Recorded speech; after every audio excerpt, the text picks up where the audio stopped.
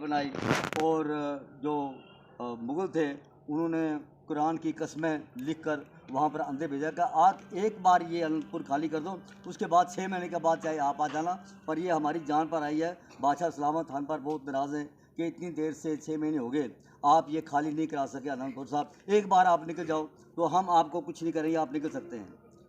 तो उन्होंने कहा कि ये तो बड़े मक्कार लोग हैं, चलो थोड़ी सी पहले सिखों ने कहा भाई सर साहब निकल पड़ते हैं गुरुजी जी, आप निकल पड़ते हैं, ये कह रहे हैं तो निकल जाते हैं, यहाँ तो हमारे पास अब खाने पीने के लिए कुछ बाकी बचा नहीं। तो उन्होंने कहा अच्छा ठीक है।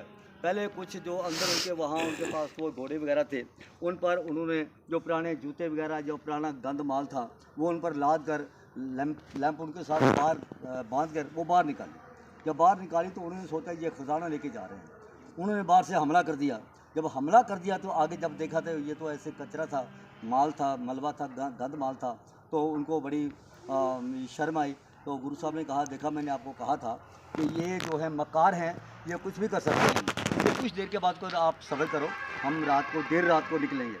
तो देर रात के बाद वो निकल के और अभी वो सरसा नदी के पास पहुँचने वाले थे कि पीछे इनको खबर हो गई कि वो निकल गए।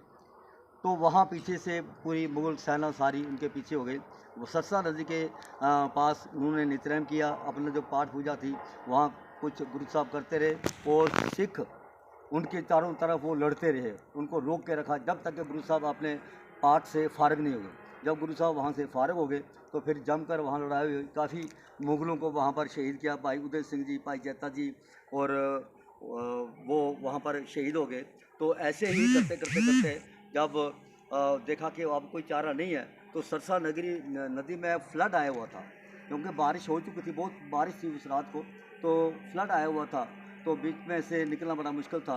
तो जब वो बाकी लोग बचे उन्होंने अपने घोड़े ठेल दिए सरसा नदी में, कुछ लोग तो बह गए और कुछ लोग जो गुरु साहब के साथ गए थे ये 40 ये पार पहुंच चुके थे। ये गुरु साहब की मैं जो थोड़ी सी पहले रह गई थी मैं आपको सुना दूँ।